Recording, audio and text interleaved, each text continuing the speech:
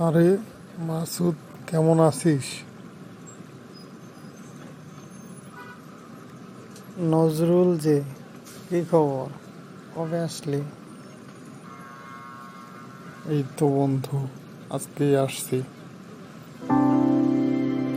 চল বন্ধু, আজকে তোকে একটা মজাদার খাবার খাওয়াবো।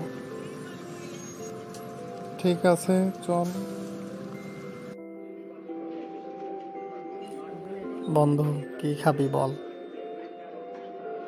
বন্ধু, তুই যা খাওয়াস তাই খাবো। ঠিক আছে, আজকে তোকে গাইবান্ধার বিখ্যাত হোটেল ভাবির হোটেলের বিখ্যাত আটার ডাল খাওয়াবো। ঠিক আছে বন্ধু, তাই হোক। আহ, কি যে মজা বন্ধু! সত্যিই তো, মজাই আলাদা।